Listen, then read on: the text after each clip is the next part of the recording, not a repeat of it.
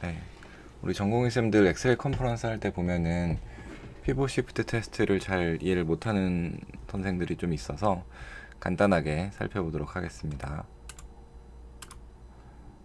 동영상 보면은 이제 검사자가 우측 다리에 피벗 시프트 테스트를 하고 있죠. 이게 어떤 원리로 이제 이렇게 되는지, 그리고 검사를 했을 때 그레이딩은 어떻게 나눠야 되는지, 그런 것들을 한번 살펴보겠습니다.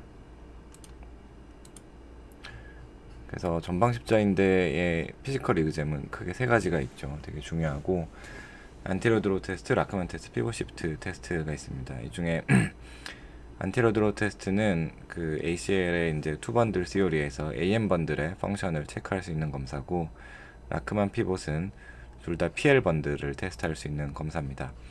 안티리어 드로우랑 라크만 테스트는 뭐 비교적 간단한 검사라서 여러분들이 다 무리 없게 수행할 수 있으리라 생각이 듭니다.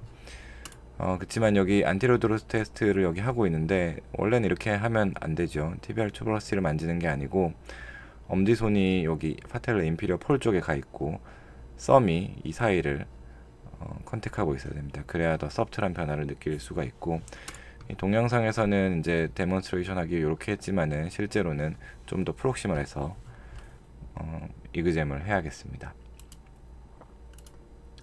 그래서 이거는 다 뭐 아는 거죠. 투 번들 시오리에서 우리가 이제 PL 번들, 특히 이제 PL 번들의 펑션에서 로테이터리 인스테빌리티를 체크하기 위해서 피벗 시프트 테스트를 한다. 알고 있으면 되겠습니다. 그래서 왜 이제 PS 테스트가 중요한가? 일단은 인스테빌리티가 아까 동영상처럼 심한 경우에는 안테리어 드로나 라크만 테스트로도 우리가 충분히 ACL에 인저리가 있겠구나를 짐작할 수가 있습니다. 그렇지만은 인스테빌리티가 서프트라거나 심하지 않은 경우에는 이 두 테스트로는 정확하게 알 수 없는 경우도 많고요. 그리고 로테이터리 인스테빌리티가 있는 경우에는 이 두 테스트로는 우리가 알 수가 없습니다. 관련 뭐 재미있는 UFC 영상이 있어서 가져왔는데요.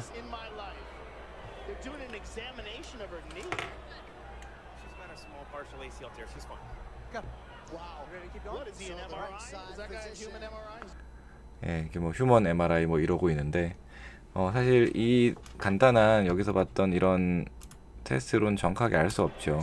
그만 테스트를 하는 것 같은데, 동작도 좀 잘못돼 있고, 이걸로는 정확하게 알 수 없습니다. 여러 가지 피지컬 리듬을 다 해봐야 되고, 그리고 어큐트 테어일 때는 이런 게 정확하진 않습니다.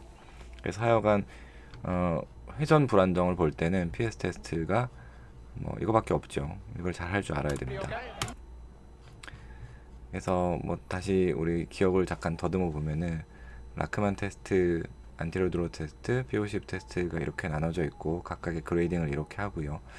아까 말했듯이 이제 라크만은 PL 번들, 안티리어 드로우는 AM 번들이고, 피벗 테스트는 그레이딩을 이렇게 합니다. 글라이드, 클렁크, 크로스 이렇게 합니다. 되게 주관적인 이제 텀인데, 설명을 잠깐 하면은 이제 제로는 그레이드 제로는 당연히 없는 거고, 원이면은 글라이드는 서브룩세이션이 많이 심하지 않아서 미끄러지듯이 들어가는 게 되겠고요.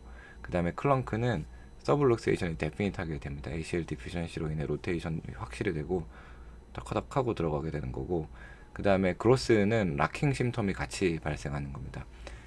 덕커덕하고 들어가는 게 아니라 잠겼다가 들어가는 거죠. 그래서 우리 아까 앞서 봤던 이 동영상을 보면은 잠겼다가 들어가죠. 그래서 이건 그레이드 3가 됩니다. 완전히 잠겼다가 덜커덕하고 들어갑니다. 네.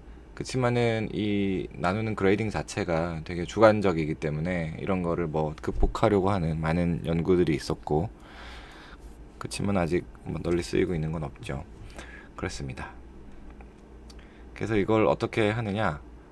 일단 기본 준비 동작이 필요한데, 일단은 환자를 눕혀 놓고요.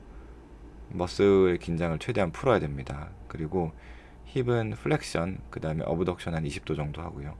그 다음 무릎을 최대한 핀 상태에서 발그스 포스를 좀 줍니다. 그래서 중요한 것 중에 하나가 발구스 포스를 주기 때문에 MCL 테어가 있을 때는, 동반돼 있을 때는 시행하면 안 됩니다. MCL 테어가 있을 때는 발구스 포스를 주면 안 되죠. 엄청 벌어지니까.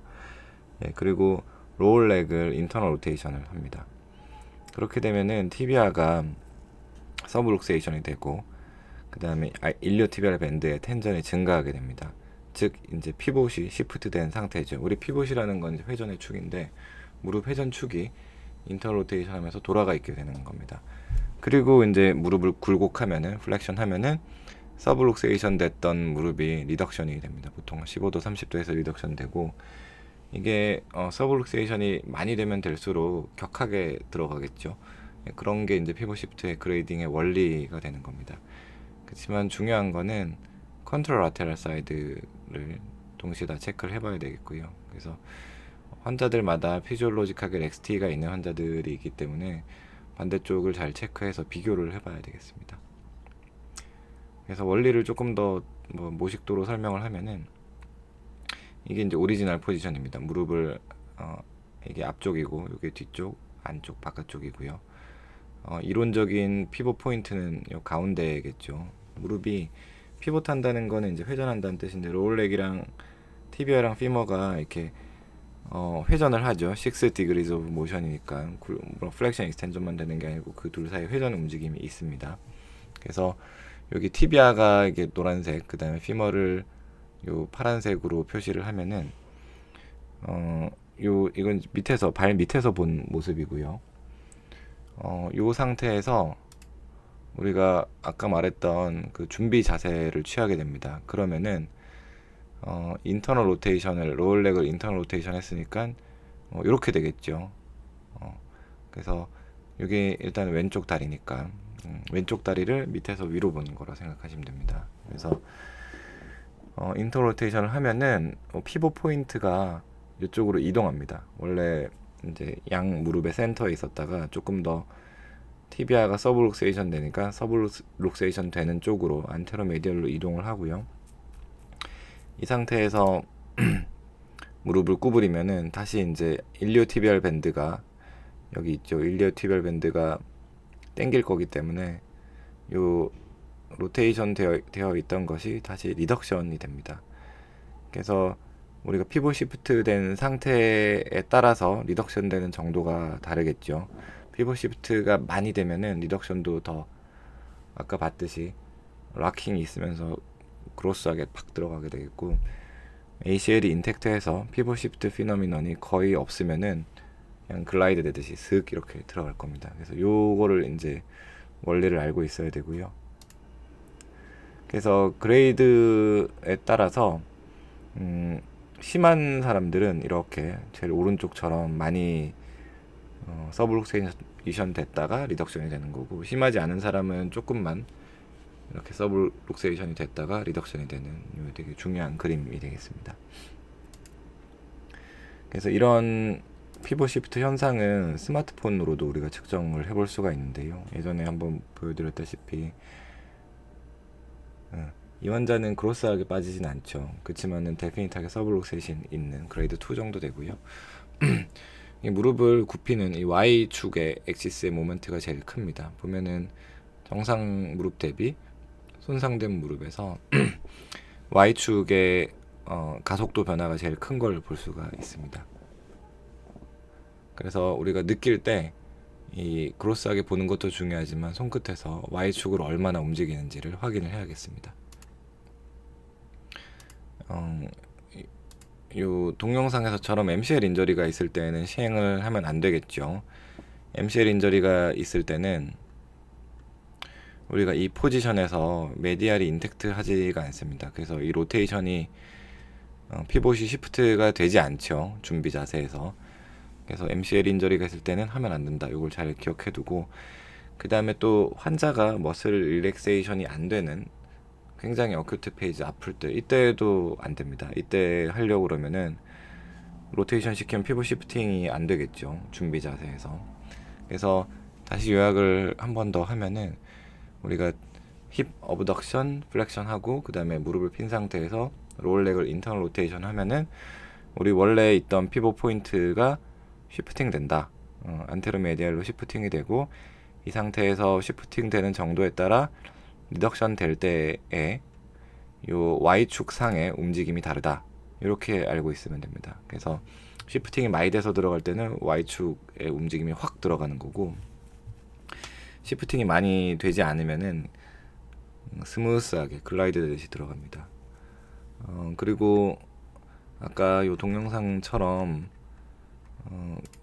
이게 이제 ACL의 로테이션 펑션이 하나도 없으면은 완전히 빠졌다가 이렇게 들어가는 현상을 볼 수가 있는 거죠. 그래서 피부 시프트 테스트 할 때 이런 준비 자세를 하고 우리가 어떤 원리로 피부 시프트 현상이 일어나는지를 잘 기억을 해 두십시오.